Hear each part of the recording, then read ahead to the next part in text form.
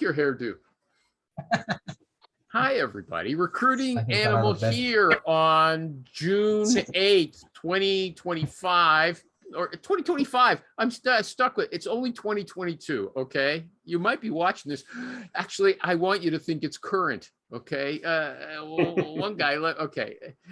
Here's Adam. He's our guest. Adam Gordon, raise your hand from Candidate ID. I got to tell you. Okay. I'll go around first. CornerstoneSearch.com. The guy with his head in the super rich, he can only show us his head. Okay.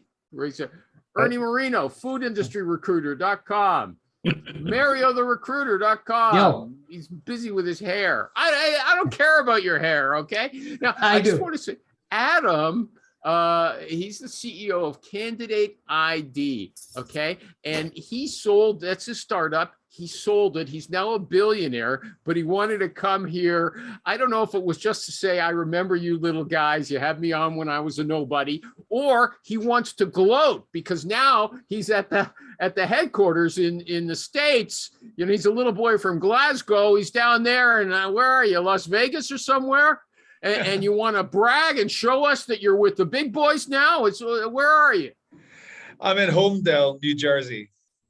Doesn't sound very impressive. And it looks like they gave him a toilet stall to do his business on it. They're on Zoom. He's sitting on a toilet with the laptop on his lap. Okay. Listen, that's what's going on. I need to say one thing. Like, I'm not allowed to talk about the deal and like the amount of money that was paid and stuff like that. But I think it's okay for me to confirm I am not a billionaire. Yeah, okay? That's what he's telling us. Okay. Okay, let's get going. You know what? I have to say something. Candidate ID, it's for people who are much bigger than the people here on this show. It's for big companies. But I picked up from your LinkedIn a term to describe it that you never used before. It's progressive profiling software. If you're in a company, you give a list of potential candidates. Let's say there's 5,000 people that you might want to hire at some time, because you're a giant company. Remember that. You give them to these guys. They send out industry relevant material by email to these people. Stop me if I'm wrong. Okay. And then when the candidate or the potential candidate clicks on an article, they give them a point and they send them another article. Okay. And the thing is, the articles, the more he clicks, the more it gets from a general industry topic to something narrower about the company, and then finally about a specific job. And they keep giving you points for the number of articles and the type of articles you click on. It's graded. And then finally, when you get to like 9 points or something like that, that tells the recruiter, call this person. Am I right? Did I describe it properly? And yeah, the only difference is we don't send it out.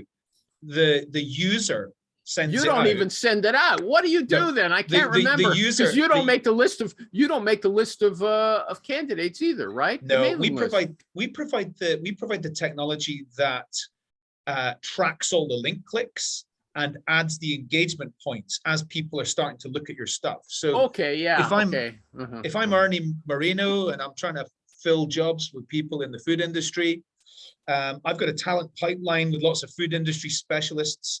And what Candidate ID is telling Ernie is every day, here's 5 new people that are on your website. They're looking at job opportunities. Pick up the phone to them now because they're ready for a job move. Yeah, but before they got to your website, you cultivated them. But does Ernie's company have to come up with the content that you're sending out? You don't do that either, right? Yeah, no, we used to do that the first couple of years. Okay, yeah. See, I'm not out to lunch, everybody. The guy hasn't been on the show for a while.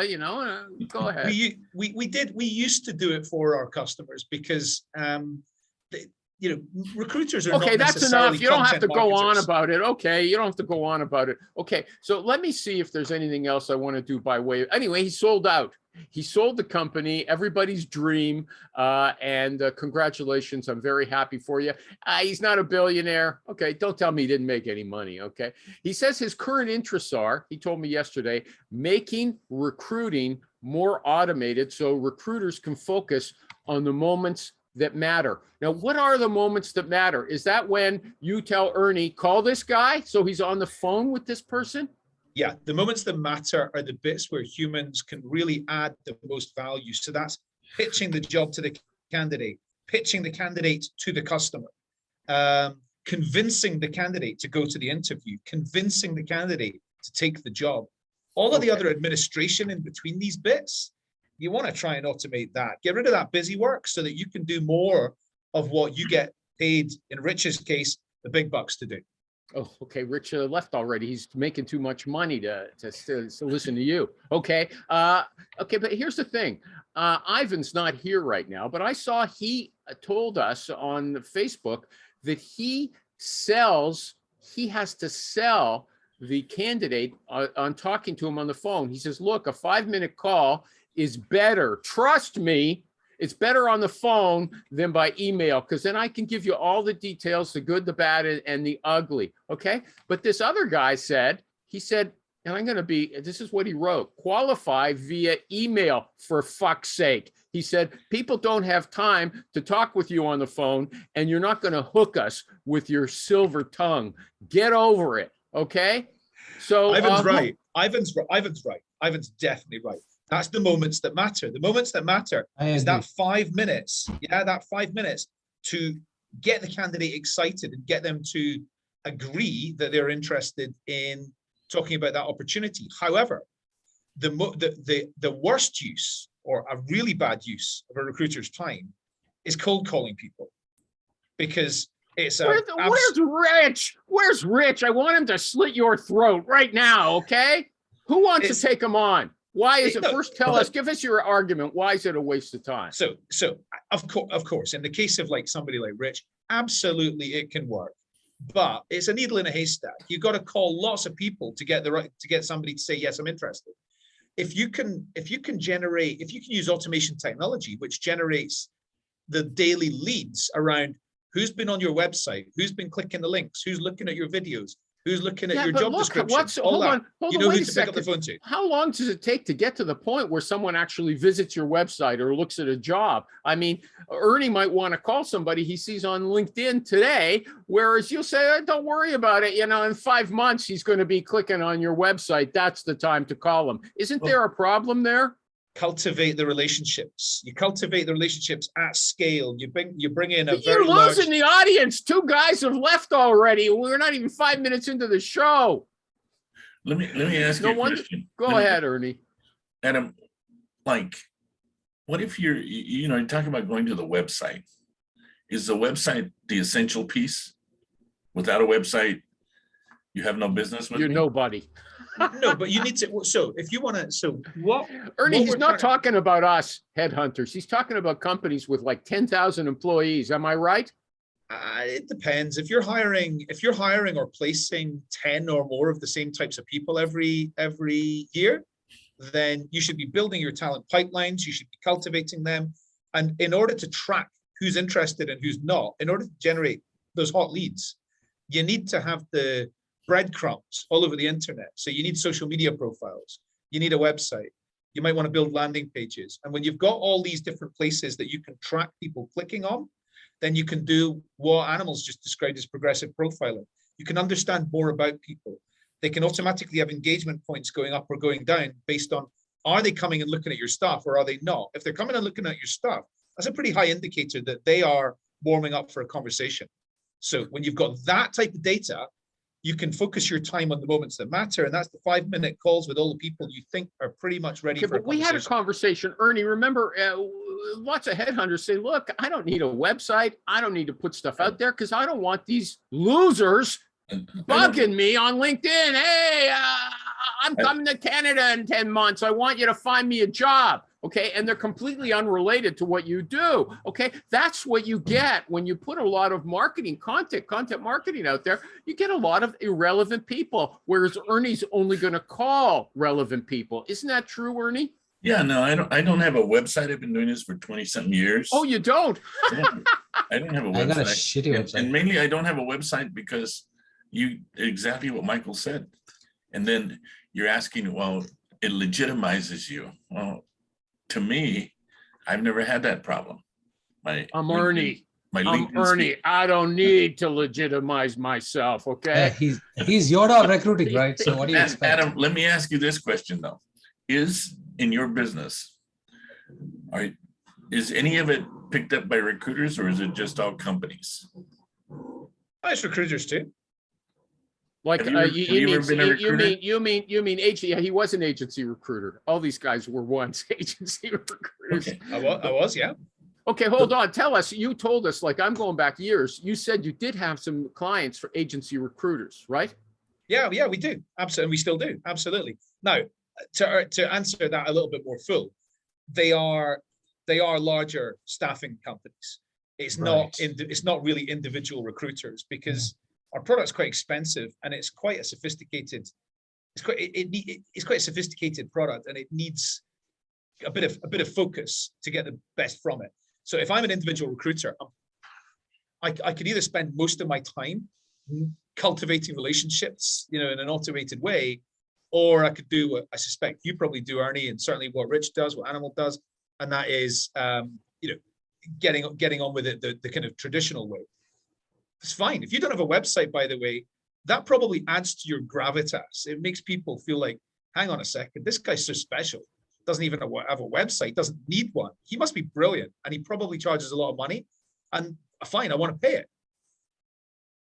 Okay, and he dresses like Bill Gates. Okay, he doesn't flaunt his success. Mario, do you have something you want to say?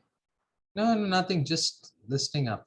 Okay, I'm going to switch away to something that's just, might not be of interest to you, but a well-known recruitment marketer said, say I came across your resume one more goddamn time. I dare you, MF. Okay, I won't go all the way with that. I dare you, MF. Okay, you're not supposed to say I came across your resume. What? Why not? Is that bad? What do your guys say? Where I've been stalking you for the last 9 months. I saw you finally clicked on my website, and now I'm calling you. What do you think recruiters are going to say? With MF stands for my friend. Yeah, I'll tell you. No, Ernie, you gave me a good one. So this is why. So you say, here's why. You say, I found your profile on LinkedIn, and the candidate writes back, I know my friend, you're in-mailing me, but it wasn't my friend. I know my friend. Yeah. So what we're giving recruiters the opportunity to do is to build rapport really quickly. So if I've got data which will show me Sarah went to, I know the names of your kids. I know your home address. I know who your wife is. And I know all your interests because I've been stalking you for the last 6 months. You think that's going to make someone feel good? No. What do you say? Freak out. You need to be a little bit more elegant than that. So what you would do is you'd pick up the phone to the person and you'd say, hi, Sarah, I wanted to just tell you a little bit about our company's approach to whatever it is she was looking at yesterday. How would you introduce yourself? Don't dodge that. You're calling Sarah because you saw she's read about 6 of your articles, and now she's at your website. So the flashing light goes on. Call Sarah. You get on the phone. What do you say to her? Well, you say you're a recruiter and you want to talk to her about an opportunity. What prompted you? You don't say why you're calling. You don't say I saw you. This. You just say, I thought I'd give you a call about this. You don't say how you came. You don't say, look, I've been tracking all your movements. I see you watched this video for 3 minutes, and you looked at this infographic. You downloaded this job description. You don't quite say it like that. You make it seem as if it's a little bit more serendipitous. So you talk about subjects which. I'm calling you to tell you about our company's something that the person's been clearly interested in because she watched the video, and also to find out your thoughts about this job opportunity. So you just got to be quite skillful with words, and just as well, dodge. You don't tell agree them, with words. You don't tell them the secret sauce, okay? Because I saw you on LinkedIn. You said, look, you put out a video of about artificial intelligence. You send it to the person, and if they click on it, you put that into their file. They've got a file on this person who's clicked on AI, maybe interested in that, right? Yeah, this is progressive profiling. But you don't say, hey, I saw you watch this. You don't tell them that, eh? Yeah, I don't know. It just depends. If you want to be bold, you probably could. You could say, look, we're using some really sophisticated technology, and I know that you've been doing this and this and this, but that'll probably freak them out. So yes, I think, would. Just as well, recruiters are really good at building rapport and using language and communicating, and they're gregarious, and they could use the right words. So sounds like you're from the CIA. Yeah, doesn't it? Look, I can't. I don't. We certainly don't tell recruiters exactly what to say, but we do. We give them the data to understand. But how to okay, build so, up so you have this program, Adam. I say I work for a company and I'm looking at this stuff. I mean, is it the recruitment people that are looking at it? Is it a hiring manager that's looking at it? Is it the IT guy? And then at what point, after you look at this stuff, do you say, boom, call him? Or do Right, I have so- to figure that out myself? Yeah, no, great questions. So Thank you. when you're sending out your kind of campaigns to keep people warm, to nurture that relationship, if you've got recruitment marketers in your team, they're probably the people who'll do that. Talent sourcing teams are good at doing it as well. And then recruiters can learn. You're not answering this question, Ernie. If you were listening, you wouldn't ask that question. It wasn't a good question. Okay, these guys. It was a great question. They always say, "Good call, great question, great question." I like it. That's what you always say to think. They get flagged. His software flags you and says, "Call this person now," because it's counting, it's tracking you, and it tells you when to call. You don't have to. It's like going to a cache, and they don't have to count anything. They run it over a bar, the barcode over a tracker. I have more specifically, hang on, sorry, but because I can be more specific to Ernie's question. You've got points, right? If somebody does something that's not very meaningful, such as they open an email, maybe just 1 point. If they look at the job description or your job advert, 10 points, much higher level of points. When the person's points hit a certain threshold, you'll get an alert to say, here's 5 new candidates who have hit the 20-point threshold.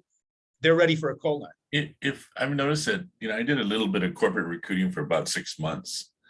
And I noticed if they have a big name, which this company did have, they post their job and like about 60 people apply in a week or so.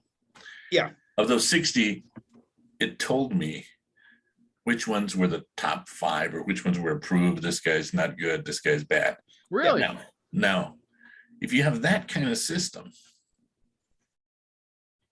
and I noticed that in doing this, that the system was all wrong because there was a lot of people that were below the 3 and not qualified that I talked to, and I thought they were qualified because it was a human touch, and you could read it, and you could say this guy can do it. So my question to you is, if somebody has that kind of system, why would they need you? Because it means that they don't need to do as much advertising. They don't need to do as much outreach to cold sourcing. They don't need to do as much advertising. They don't need to try and find new candidates and then match them because they've already got a talent pipeline. So they just go straight to their talent pipeline and they filter by who's the best fit. And they also filter by the engagement score. And then they go, not only do I know who's right for this job within my database, but who's also interested in us right now. So they don't have, it stops them trying to find new people. They don't need to find new people. Well, I guess what I'm getting at is if you have that system and somebody applies, you can assume they're interested. Absolutely, but you don't need to do any more adverts. You've got no. But wait a second, Ernie. Person doesn't have to apply. He goes. It's a hybrid thing. Yeah, the guy looks at your website, but they don't apply. He sees that and goes after them. He sees that and a bunch of other stuff about them. MarryOtherRecruiter.com. Give him a chance. Adam, I have a question. Okay, Yeah, so go. can't this be used for business development? 100%, absolutely. You've got 500 companies in your area or in your industry that you want to work with and you want to be able to provide services to. You send out your content to the decision makers at all these 500 companies, and you just monitor who's coming to my website, who's looking at my content. So my follow-up question is, why haven't you tapped into that market? We have The small firm owners. This is But what staffing. So we've got staffing agency customers who will use it for both candidate, engagement and surfacing hot candidate leads, or for business development. Now, typically what happens is, they might use it for both, but typically what happens is, depending on the market you're in, if you're in tech or healthcare or engineering or something like that, you don't really need to do any business development if you've got the candidate. So you've got the candidate, everybody's going to want them. Who said so? So We have to do business development. Well, yeah, We're but I in mean, hardcore tech. yeah, well, The competition is difficult. The competition is high. It's not but easy. if you've got You can't afford it, Mario. Okay, he's not interested. I'm gonna make myself afford it. Okay, that's the idea behind asking the question. if you can absolutely, if you've got a well nurtured, You know what? database, Let's hot come back to candidates, Ernie. every customer Let's wants come back to Ernie. I don't know if, and even Ivan, can you count, especially more so for business development, like you send it out to some managers, especially the higher they are, who says they're going to click on an email? And is that the only way to indicate if they would use you? If you phone them up and engage you, finally get them on the phone, they might want to work with you, whereas they wouldn't click on it's another garbage listen, email. Animal, it's a combination, not from Gmail. It's a combination, okay, of email, social media marketing, and cold calling, okay? So if somebody opens your email, that doesn't indicate they're about to give you 5 jobs to work on. Yeah. But if they go to the pricing page of your website, you should phone them up straight away, because they're probably going to be quite interested in knowing what your pricing is, because they're interested in using pricing on their website. We don't put our pricing on our website. No, you don't. But what you do is you have a pricing page that says, talk to us. Oh, yeah. You're interested in our pricing. I'm going to use that. Yeah. So anybody that's clicking on that, if you can track anybody that's clicking on your pricing page, unless it's your competitors, any hiring manager or HR manager that clicks on your pricing page, pick up the phone to them, because they're probably interested in procuring your services. So you're basically talking about making a cold call into a semi-warm call. It is hot leads. It's hot leads every single day. So Adam, I have a question. Adam, hold on. So Adam, why can I get in trouble for using a Scottish accent? Do it. Go ahead. The more the merrier. Hey, Go ahead, Mario. Okay, so Adam, why haven't you all tapped into the smaller recruiting firm owner market? You get enough money.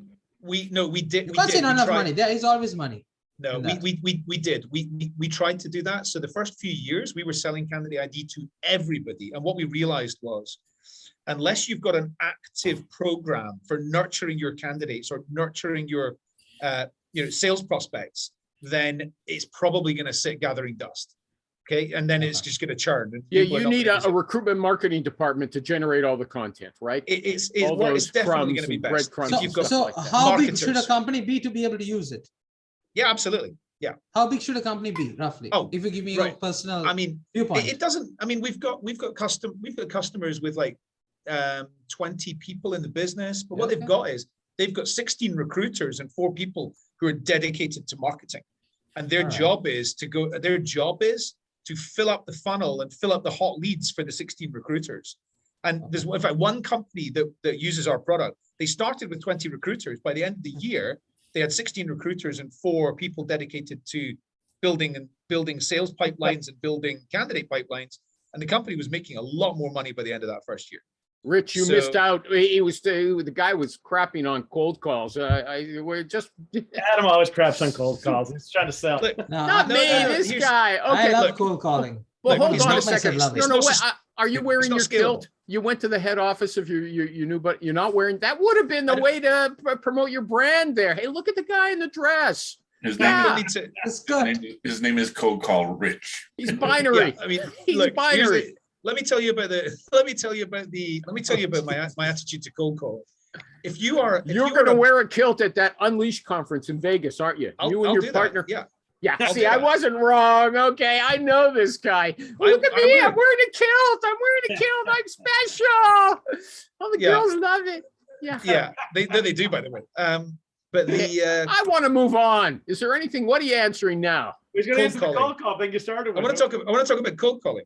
Okay. Like if I get the yellow pages and I start cold calling 50, if I cold call 50 businesses, or a cold call 50 individuals off LinkedIn, then if I'm really good at it, which I'm actually quite good at it, I'm going to get some decent success from that. But if I'm cold calling 50 individuals who I know have been on my website and clicking around my social media and watching my videos and going to my pricing page, I'm going to have much more success. Simple as that. Even somebody great like Rich is going to have more success. But of course. I mean, but that's like saying, hey, if these guys come into my store, of course they're going to have a better chance of selling them than but we're going, you want to make a lot of money in recruiting, you're going to go after the passive candidate that's not coming to your site. You want to know who's coming into your store. So if you don't know, Okay, who's no, coming no, into your but store- they're targeting Rich. You're like Rip Van Winkle. You stay away for the first 15 minutes where we explain everything, and then you show up again and you start saying, "Well, what about this one?" They've got a recruitment marketing team. They've got a list of potential candidates, a few thousand of them, and they're sending out content constantly and posting it on LinkedIn, and then they track the clicks. Okay, that's how it happens. I'm moving on. I don't think there's anything. We beat this to death. Rich, you sip aside. Mario and Ernie, who've listened to everything. Do you have anything else you want to talk about with his stuff? No. I'll just tell you, Rich doesn't have anybody working with him because he burns them out. He's just a machine. That's true. But you know He what? is your machine in person. I bet I could do a good a recruitment marketing campaign for Rich, but I don't know if it would attract. He doesn't need it. It might. No, he doesn't need it, and he always- doesn't have the staff. you He doesn't never have the enough staff. people. He doesn't have the staff to do it. Okay, what about this thing? A guy. I don't know if I should mention his name. His name's Chris Tonis, and he's. No, you shouldn't mention it. He said, Yeah, "You should think about that deeply before mentioning it. Okay. You're gonna get a defamation suit. Should Okay. I, Chris No, Donis? he posted today. He said you should never back down from selling. He should appreciate. I think he's a trainer. He should appreciate his name. You should never back down from selling a candidate on a job, and even telling them that they're making a mistake. If you're absolutely positive this is the right career move for them. I have sold hundreds of people into jobs they were on the fence about, and most were incredibly thankful down the road that I did. Now, this applies to everybody here because in the end, even Adam's software comes down to a phone call. Someone might have been on the website. Oh, just checking you out. I was kicking the tires. I'm not really looking for a job. And the recruiter with this software would come in and say, you're not looking for a job. You've been clicking on every article I've been sending to you. What are you doing at my website? Okay, if you're not interested in a job. But you can't tell them that, can you? Does anyone agree with Chris that you should sell hard and tell to the point and say, look, you're making a mistake. If you don't go for this interview, you'll be sorry. Would anybody say that to somebody? Yeah, I think it depends what market you're in. If you're in exec search, or if you're in a very, very high demand candidate market like tech, healthcare, that type of thing, then you probably want to twist their arm a little bit. Yeah. But like in other areas where the people are quite readily available, you're going to waste your time. You're really going to waste your time. So it just depends on which market you're in, I guess. If you're selling forklift drivers, it's one thing. If you're selling, $200,000 sales guys, you're right, or executives, you're absolutely right. Exactly.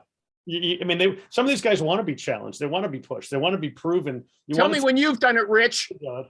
I do it every day. It's like every call. Really? Not every call, but it's all the time. He's like, I'm doing well over here. And we're like, really? You're doing well? Like, what's No, like, Rich doesn't like me characterizing him. I'm very sensitive about that now, but he's told us many times that company's shit. Okay, you don't want to stay there. Don't you say that kind of things to people? Okay. I will call up or send a text saying, hey, I heard there's a lot of changes at your company. Whether there are or not, I have no idea sometimes, but okay. You get them thinking. And you'll start it out with MF, my friend. Yeah, my friend. Yeah. You'll actually say, look, if you don't go here and take a look at this, I guarantee on my child's head, the head of my children, that you're going to be sorry. Would you actually say that? I would not say those dumb words. No. You don't need candidate ID to know. He if wouldn't you've got mention warm- his children. Hold on a second. Let's leave your kids out of it, okay? Congratulations, your daughter graduated from something, okay? High school. Okay. You said a few minutes ago, every day you say, hey, if you don't take a look at this seriously. No, that's where you get yourself in trouble. That's not what I said. I said every day you have to sell these candidates on going to the next step. Chris said you have to tell them. You have to sell hard. When they resist, say, look. Yes, but the wording you're using is not the right wording. What is the right wording? The right wording, it depends on the conversation, but it's like when people say, no, I'm happy, I'm not looking. 90% of the responses you get from email, and Adam, you'll probably agree, it's I'm happy. It's just a knee-jerk response to get you away. Yeah. It's like shoo, you annoying pest. But if you write back, say, oh, that's great. What makes this place so great? We're always looking for better companies. You start a conversation, then you talking to these guys, and then you ask them, hey, listen, why wouldn't you want to talk to these guys once you're on the phone? Because There's no one that's 100% happy. There's always a problem at every company, and that's what you want to take and pick at. Ernie, What Rich is not saying is in the middle of that, he does his laugh. He's laughing with him. This is very true. And that's what breaks it down. People, you got to get them to trust you. It's, you got to, like Josh Braun always talks about, like, joining the resistance. Like, everyone's trying to knock you, every person you cold call anyone, you send up an email, everyone's initial reaction is, no way, this guy's another sales guy. It's another spam call, basically. But if you kind of jump into their side, like, oh yeah, that does suck. And now you're not really selling them like, oh my God, I need that commission. I need the deal. But you kind of empathize with them. They start to trust you a little bit. They start to break. I don't understand anything he's saying. Okay. Is it just me? Do. I know. I understand all of it. It's just about achieving. He's talking for, he has given us a very good point for free. What is it, Mario? He told us how to respond to. You want it like a 5-year-old? Yeah. When you don't want the candy, he shows you the candy. Simple. Basically, it's like, there's different ways to achieve what Chris was saying, Yeah. It's, you don't have to fight fire. You don't have to go just because the guy's like, fuck you, no. And then you don't have to go back to him and say, what, you're an asshole, you don't want to interview? I mean, you go back to him and say, listen, listen, I mean, maybe this company sucks. I don't know. I mean, what's exciting to you? It's achieving influence. It's just achieving influence. It's 101, sales 101. That's it. Rich, I have a question, Rich. When you email a candidate and they get back to us like this, and you send them a response like this, normally what happens? I mean, sometimes nothing. Sometimes they're like, hey, I appreciate you getting back to me. You're like the first recruiters actually responded to a no. I mean, so some people, I mean, again, I play sales guys, so good salespeople appreciate good salesmanship. But everyone's got their own audience, and you should know what your audience wants to hear. But I mean, listen, there's plenty of guys I've turned around from, no, I'm not interested, I'm happy, to, just because it's their initial email response, to you get them on the phone to saying, hey, let's have a 2-minute conversation. Same. Here's a bullet point or two. I do it for my own business. For my own business. I've reached out in the last 3 years. I've reached out to lots of people who told me they weren't looking for a job, and I've said, give me 5 minutes. I just want to tell you a couple of things that you probably don't yet know. And then when I tell them, they go, hang on, this is more interesting than I thought it was. Exactly. What an interesting point is that the use of the word interview. People think if I go to the next step and talk to the company, I'm doing an interview. Very formal. Very formal language. Instead, if you change that to a conversation, just talk to them and figure out whether you want to be part of it. Yeah, I always tell people, you're not getting married. You have no decision to make until someone gives you an offer. Who cares? Exactly. I mean, that's all. That's correct, because we use the word conversation. When you have a conversation with them, see where it goes. Yeah, I mean, put it in there, make it that they're the lead. They're the ones controlling their destination. Manipulate them. I advise absolutely everybody, if a recruiter makes contact with you, unless they've done something really stupid or they're clearly going to waste your time, always take the call, always have the conversation, because you just don't know what's awaiting you. You're missing out on opportunities if you say no. 100%. If you're calling somebody from the South, they're always religious, and you could always say, there's a reason why God brought us together today. and they will say, yeah, you're right, bro. Yeah. And then hold on a second. I want to go back to Adam. I like something. I don't know. Adam, is your company still called Candidate ID, or is it subsumed in the? Yeah, I mean, there is a product called Candidate ID. We're now part of ISIS. Okay, but if they want to read about the stuff we've been talking about, if somebody's actually curious, should they go to candidateid.com, or is there? Yeah. There's lots of things there. Okay, yeah, but there's loads. YouTube, the Candidate ID YouTube channel is probably, there's 400 videos. Let me go back to what you said. I like what you said. It was so brief. The person says, no, I'm not interested, Adam. And you said, what did you say? Well, just give me 5 minutes. There's stuff you don't know. What did you say exactly? What were your words? I think the words I said were, like, just give me a couple of minutes, and I just want to tell you a couple of quick things that you probably don't yet know. Okay. Right? Diminish the time. I like that. Rich, do you like that? Rich, do you like it? What did he say? I was looking at his candidate ID site. It's you say to the person, look, just give me a couple of minutes. So you're minimizing perceived commitment. I just want to tell you two things that you probably don't yet know. 2 sounds specific. It might be 3, it might be 1, I don't know. But, it's going to increase the intrigue factor because you're going to tell them something they don't yet know about. Yeah, I think that's great. I don't do that. I'll add that actually. I'll say, listen, I just need like 27 seconds, or give me 2 minutes, but I like the 2, I like adding these. I can tell you 2 things you don't know about the opportunity, about a particular client we're working with. I think you'll find interesting. That'd be great, actually. Anybody else want in on that? Anybody else want in on it? They have to say yes. They have to say yes to find out what the gold is that's awaiting them. Yeah. But okay, what if they Let say me ask no, you- Adam? Let me ask this Well, question though. no, wait a sec. What if now you didn't come on when I gave you a chance? You You'll did. get I'm coming on now. I Hey, but want to look, hear what he says if they say No, no, but what I Adam, wanna I do- have Like 2 the minutes. backseat What I of want a to know rock is show. this. Okay, When you Ernie, do the go lead ahead. and you come back, do you lead with the company or you lead with the responsibilities? Mm. It depends on which is the more compelling response, right? So if the Good company's a company everybody wants to work for, then you lead with the company and the brand of that organization and its mission and its, products and what it's trying to achieve. If not, if it's a company with no, acknowledgement in the market, then you lead with the opportunity and the people who you're going to be working with and the exciting things that they're doing, maybe. It depends what's the most compelling next message. Every engagement should be designed to take the person to the next step, whatever that next call to action is. That's what it should be. It should be quite carefully thought about. Okay, anybody else? Okay, here's the thing. Give me 2. First, he said, give me 5 minutes. Then when he had to talk to Rich, he said, give me 2 minutes. Okay. 27 But seconds. okay, Rich says 27 seconds. These guys aren't stupid. Okay. You tell them you need a half a minute or just go out and take a look. You're not married. I'm not asking you to marry these guys. They know that you have an interest in them taking the job. And if they go out there and they say, no, I'm not interested, you're going to bug them. They're not so stupid. They don't want to get into a trap. Am I right or wrong? Wrong. Wrong.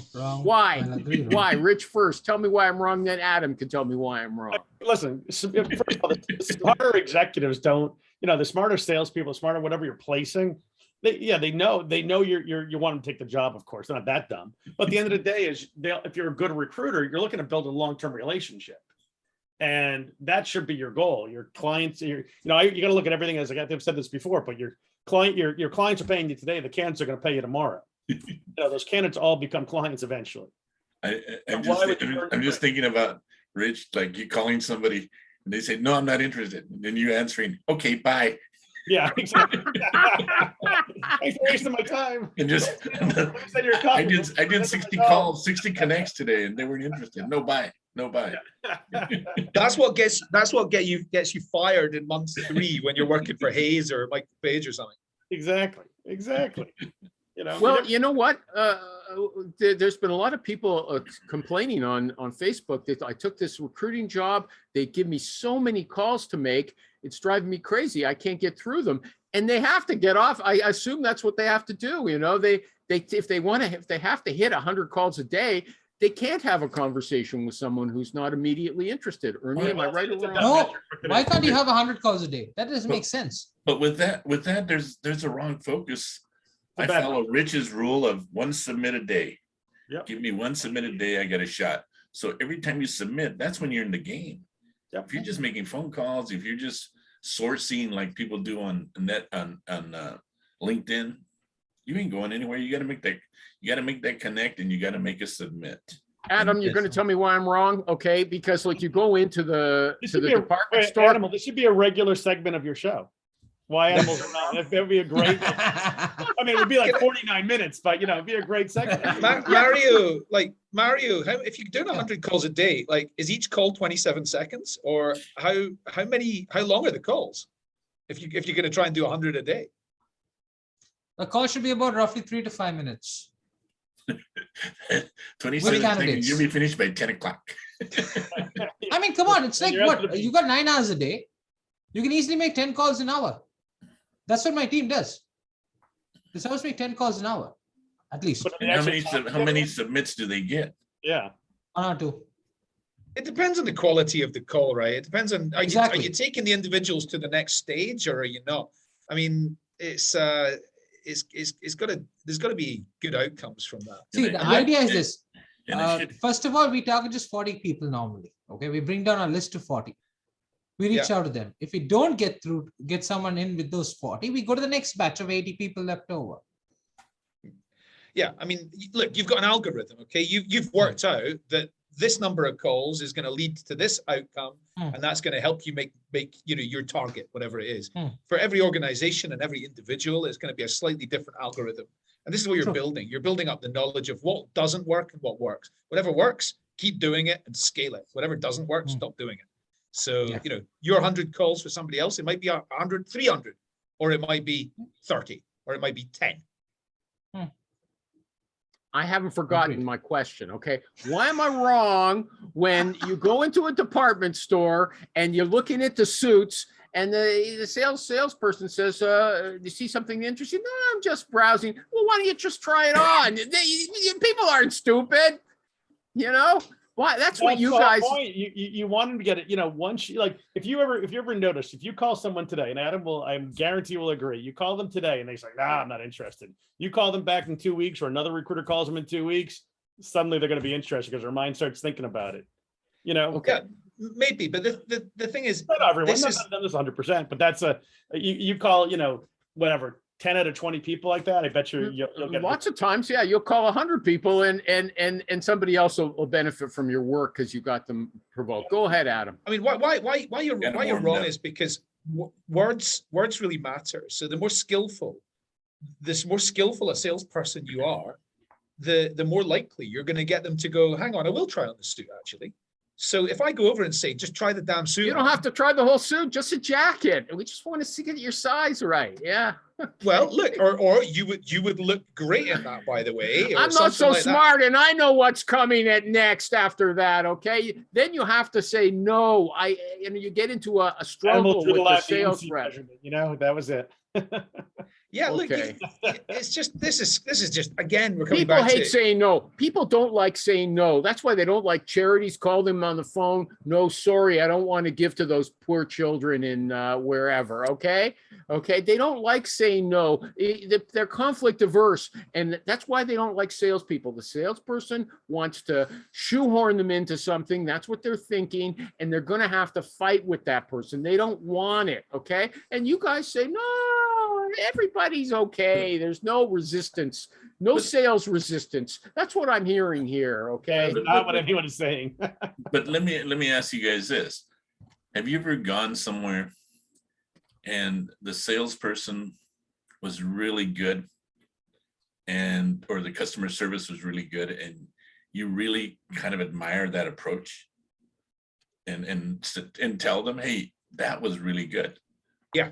I was in an airline and standing there and listening to somebody just talk to people about there's no room in the plane, but he did it in such a nice way that people went away smiling, and I had to tell him, you're very good at what you do, and that person could be a great recruiter, by the way, because they're great with people. But I'm saying as recruiters, I think we look at that and you kind of pick up little examples of what can be done and how it's done nicely by someone who's maybe doing it in a different arena.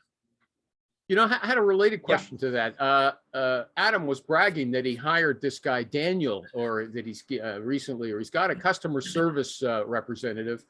I think someone who handles troubleshooting or something like that on the phone. And I wonder about those people. When people have problems with your service or your product, they're usually cranky, okay? And how do these people put up with that all day long and maintain their civility? How do you test people for that, Adam? Because I assume this is what this guy, Daniel, has to do. Well, it's all about being a good communicator. You got to be patient. No, don't tell me You that. gotta If I call explain you a things stupid right. prick or whatever they say in Scotland, okay? Which They is say probably that. a lot worse, okay? Well, how do these guys handle it? I mean, what do they say? You're wrecking my business. I'm paying you all this money. You're wrecking my business. Okay. You've got to have patience. You got to have patience. How do you decide who's got it? How do you decide who's got it? Well, you assess them in the recruitment stage. Yeah. Okay. How do you assess them? Did you hire this guy, Daniel, yourself? No, but you don't know. Just say, Adam, I don't know. Okay. I can't answer that ask- question. you Hire ask somebody them- who's better Adam, than do me. you think animal has patience? No, I but don't. this is also why, and neither do I, which is why, that's why I actually stopped. Not to being some a recruiter. abuser. Go ahead. I was a hands-on recruiter, like professionally, from 1999 till 2002. So it's quite a long time ago, 20 years ago. And the reason that I stopped doing that is because I really liked recruitment, but I didn't like talking to candidates.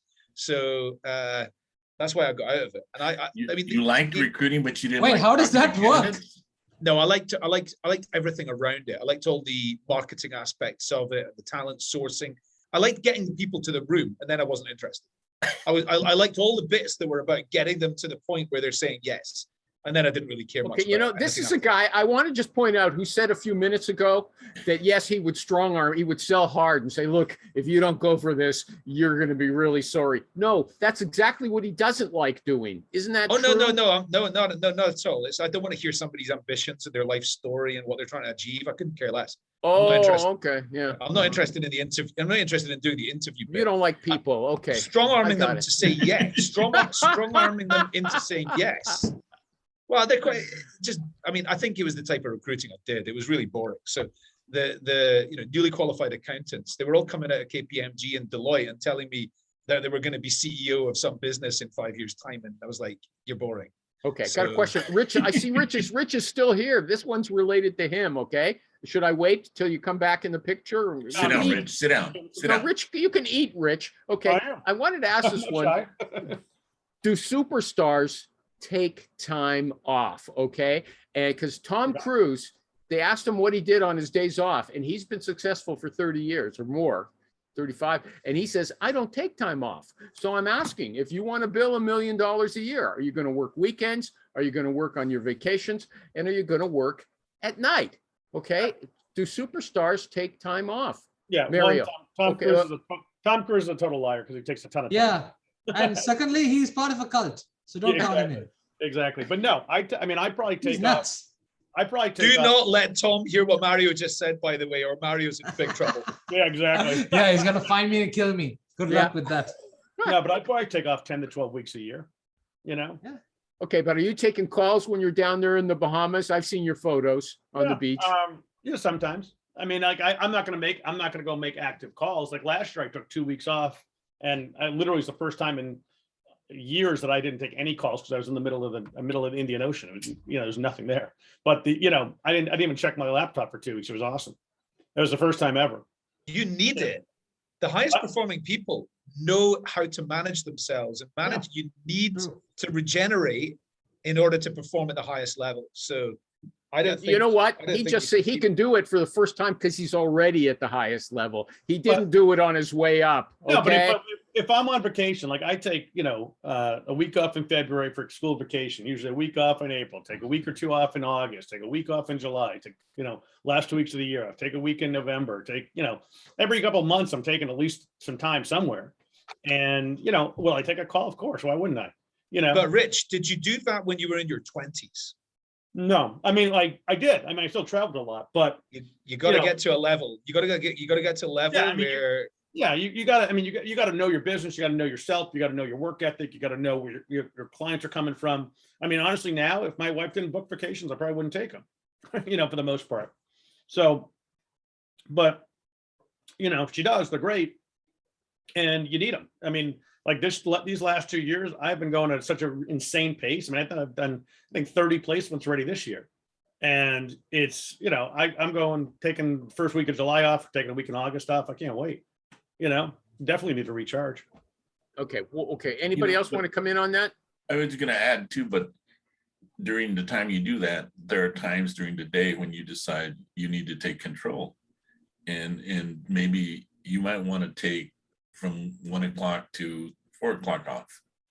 But then That's just when nice. you come back at 5 and work till 9 or whatever. But you kind of got to know your body everybody, and know what you need. You got to at know that your time. business. Like taking 1 to 4 off, like I think it would be crazy because that's just your prime hours. But like taking like a lunch off to go to the gym, I get it. You need to refresh. Well, how late do you work though? I walk We're till, still 11. yeah.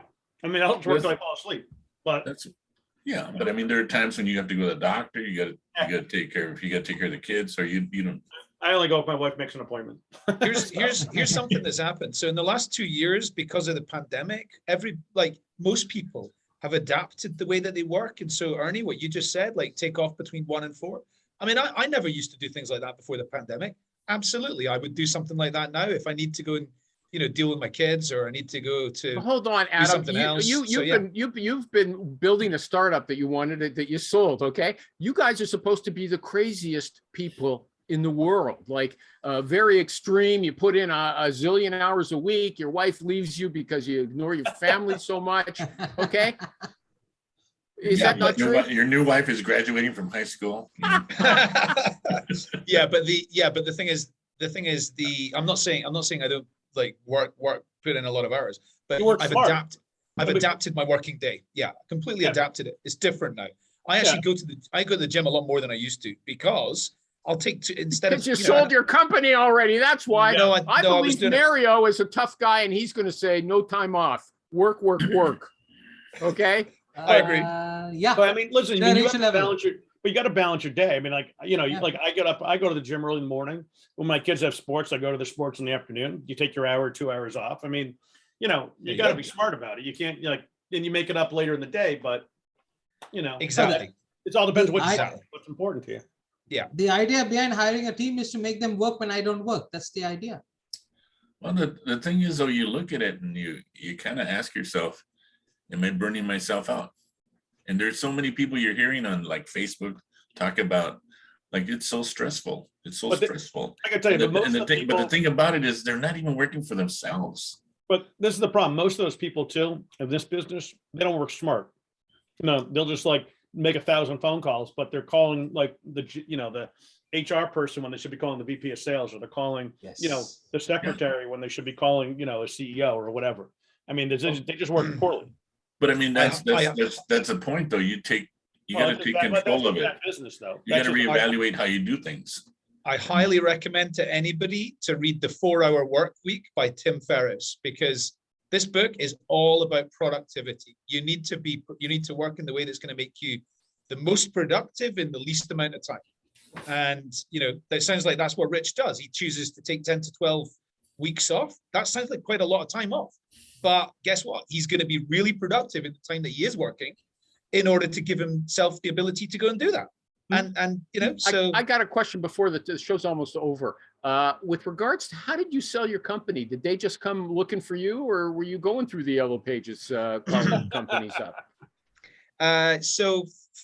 Really interestingly, there's an analyst in the recruitment tech space called George LaRock, and he wrote about he's on Facebook. Yeah.